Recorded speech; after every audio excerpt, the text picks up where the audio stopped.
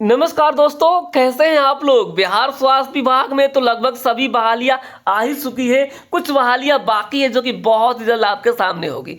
इस वीडियो में बात करने वाले हैं एक्सपीरियंस सर्टिफिकेट को लेकर। आखिर कहां से बनवाना है एक्सपीरियंस सर्टिफिकेट, कौन सा जो एक्सपीरियंस सर्टिफिकेट है जो मान्य होगा, ताकि जो आपको 25 नंबर मिल सके। आपको जो है कौन सी गलती नहीं करनी है। ऐसा ना हो कि आप कहीं ऐसे जगह से सर्टिफिकेट बनवा ले जो है आपके गले का फांस बन जाए, यानी जो है आपके रिजल्ट्स होने के बाद भी जो है उसमें जांच बैठ जाए, नौकरी में दिक्कत आ जाए। तो इस चीज़ को आप जान लीजिए। चाहे आप किसी भी पोस्ट के लिए फॉर्म भर रहे हैं या फिर फॉर्म जो है भर चुके हैं, चाहे आप ड्रेसर के लिए हैं, चाहे आप लैब टेक्नीशियन वाले हैं, चाहे आप ओटी असिस्टेंट हैं, एक्सरे टेक्नीशियन है, या फिर अब बात करें हम ईसीजी टेक्नीशियन की, या फिर फार्मासिस्ट हो, डेंटिस्ट हो, या इसके अलावा अन्य जो है बहाली आ चुकी है या फिर आने वाली है, यह वीडियो सभी के लिए कारगर साबित होगी। जिसमें आपको मैं बताऊंगा कि आखिर कहाँ से बनवाना है एक्सपीरियंस सर्टिफिकेट, कहाँ वाला सर्टिफिकेट जो होगा वैलिड होगा। तो इस वीडियो को स्टार्ट करते हैं, लेकिन उसके पहले आपसे छोटा सा रिक्वेस्ट है। अगर आप अभी तक इस चैनल को सब्सक्राइब नहीं किए तो अब तो कर लीजिए, बहाली भी आ गई, अब जो है तैयारी शुरू हो चुकी है। तो आइए इस वीडियो को स्टार्ट करते हैं और सबसे पहले बात करते हैं यहाँ पे एक्सपीरियंस सर्टिफिकेट का। आप सभी को पता है कि आप सभी का जो एग्जाम्स होने वाला है 75 मार्क्स का होने वाला है। चाहे आपके पास एक्सपीरियंस सर्टिफिकेट हो और चाहे नहीं हो, सबका एग्जाम कम से कम कितने का होगा, 75 नंबर्स का होगा। ये चीज़ें क्लियर हो गई, सबके मन में हो गया, क्लियर हो गया होगा कि जो है 100 सवाल पूछे जाएंगे और 75 मार्क्स का होगा। यानी जो एक जो सवाल समझिएगा कि 0.7 मार्क्स का होगा। तो इससे कोई आपको डरने वाली बात नहीं है। 75 नंबर का एग्जाम सबके लिए होने वाला है। अब जो सबसे बड़ा सवाल निकल कर आता है 25 नंबर, तो कहाँ वाला एक्सपीरियंस सर्टिफिकेट जो है काम आएगा, तो इसके बारे में बताते हैं। यहाँ पे जो बातें लिखी गई है उसको आप ध्यान से समझिएगा, लेकिन उसके पहले एक छोटा सा आपसे जो एक सूचना है आपके लिए कि अगर आप भी बिहार स्वास्थ्य विभाग की तैयारी कर रहे हैं तो आप हमारे जो है प्ले स्टोर पर एप्लीकेशन है एजुकेशनल AKP के नाम से, ठीक है, आप लोग इसको डाउनलोड कीजिए एजुकेशनल AKP को, और जो है आप वहां से जो है ड्रेसर का लाइव क्लासेस ले सकते हैं। ड्रेसर का जिसमें प्रैक्टिस सेट ले सकते हैं, नोट्स ले सकते हैं, स्टाफ नर्स का क्लास ले सकते हैं। इसके अलावा जो है आप लैब टेक्नीशियन का नोट्स ले सकते हैं, ओटी असिस्टेंट का ले सकते हैं, एक्सरे ईसीजी का भी ले सकते हैं। यानी कंप्लीट सबका वहां पे क्लास नोट्स उपलब्ध है। तो आप जा करके जरूर चेकआउट कीजिए और अपने अनुसार आप उस क्लास को ले लीजिए। और आज जो है 12 बजे से जो है आपको सेट प्रैक्टिस भी होगा। यानी आप समझिएगा कि कंप्लीट तैयारी चल रही है। तो अधिक जानकारी के लिए हमारे दिए गए इस नंबर पे भी मैसेज कर सकते हैं, 72 899 59 436 पे प्लीज मैसेज कीजिएगा। अगर अधिक जानकारी अगर आपको प्ले स्टोर पे एप्लीकेशन नहीं मिलता है तो, लेकिन मिल जाएगा, आप सर्च कीजिए एजुकेशनल AKP। चलिए हो गया। अब हम चलते हैं जो इसके बारे में आपको बता रहा था कि जो 75 नंबर का तो आपका एग्जाम्स होगा ही होगा सबका, ये बातें क्लियर है। लेकिन जो 25 मार्क्स होगा, यहाँ पर समझिए क्या लिखा हुआ है कि बिहार राज्य के अंदर अवस्थित, यानी पहला ये जो है BTSC का जो है कि जो है हॉस्पिटल जो होगा वो कहाँ का होगा, बिहार का ही होगा।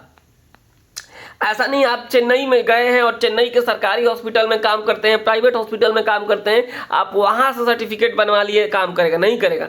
यूपी से बनवा लिए, काम करेगा नहीं करेगा। दिल्ली वाला करेगा नहीं करेगा, कहीं का काम नहीं करेगा। केवल और केवल कहाँ काम करेगा, बिहार का काम करेगा।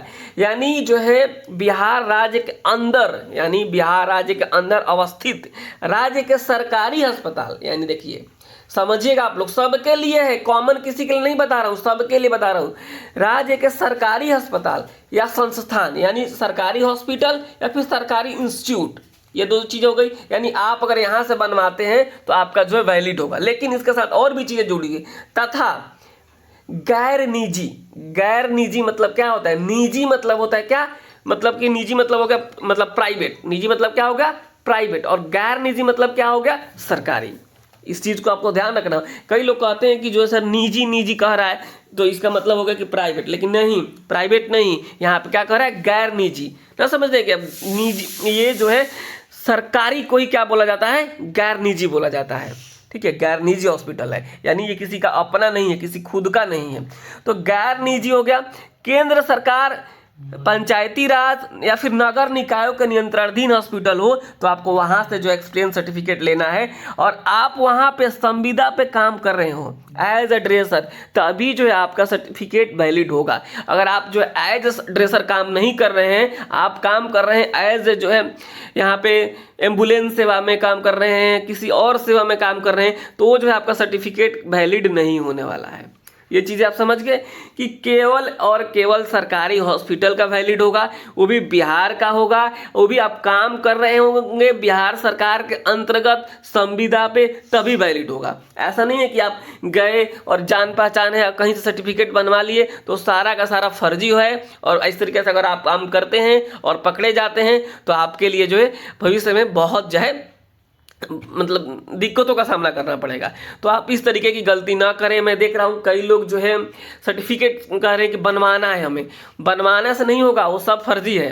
बनवाने के बारे में नहीं सोचना है। अगर आप सच में काम कर रहे हैं तो इसमें बनवाना क्या है, वहाँ के जो है यहाँ पे देखिए किस तरीके, अगर आप वहाँ पे काम कर रहे हैं तो वहाँ के जो अधिकारी होंगे वो आपको खुद जो है सर्टिफिकेट बनवा के दे देंगे। यहाँ पे देखिए क्या बातें कही गई है कि जो है किस रूप में किससे बनवाना है।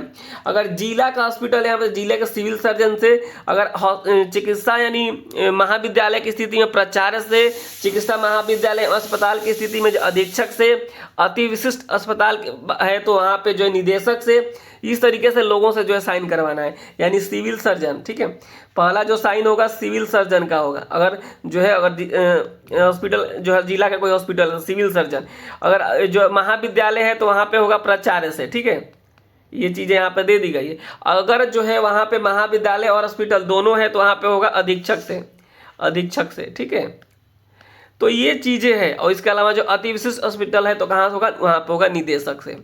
ये जो है साइन लोग करेंगे तो आपका सर्टिफिकेट काम आएगा। समझ गए आप लोग। ऐसा नहीं किसी भी जो है हॉस्पिटल में गए और सर्टिफिकेट बनवा के लाए और लगा दिए 25 नंबर के चक्कर में, तो जो है मामला क्या हो जाएगा, फंस जाएगा, गंभीर हो जाएगा। तो ऐसी गलती नहीं करना है आप सभी को। ये चीज़ें आप समझ गए। यही जो है क्या है, लेटर पैड एक तरीके से आप समझिएगा। इसको जो है आप इस पे बनवाइए, या फिर जो है आप जो है वहाँ जो हॉस्पिटल का लेटर पैड है उससे भी, ऐसा नहीं है कि इसी पे बनवाना है। यहाँ पर देखिए लिखा है संस्थान कार्यालय का लेटर पैड पे जो है लेटर हेड पर निर्गत हो, यानी जो इस तरीके से चीज़ें उसमें लिखी गई हो और जो है वहाँ का जो संस्थान या फिर कार्यालय का जो लेटर पैड है उस पर लिखा गया हो, लेकिन कहाँ का हो, कहाँ का हो, जो है वो सरकारी हॉस्पिटल का हो, तभी आपका जो है वैलिड होगा।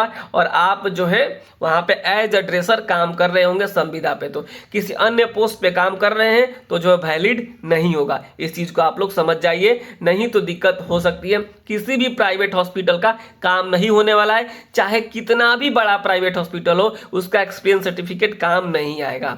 चीज़ें क्लियर हो गई आप सभी को। आपसे आपके एग्जाम्स में जो टोटल 100 सवाल पूछे जाएंगे, चाहे आप किसी भी पोस्ट के लिए बात करें, चाहे आप ड्रेसर के लिए हो, डेंटिस्ट के लिए हो, या फिर आप फार्मासिस्ट के लिए हो, लैब टेक्नीशियन हो, ओटी असिस्टेंट हो, एक्सरे हो, एसएसजी हो, सबके लिए जो है 100 सवाल पूछे जाएंगे। और जो है आपको जो है हिंदी और इंग्लिश दोनों में पेपर होगा, हिंदी और इंग्लिश दोनों में पेपर होगा। बहुत ही अच्छी बात है कि आप अपने जो हिसाब से इस चीज़ को दे पाएंगे।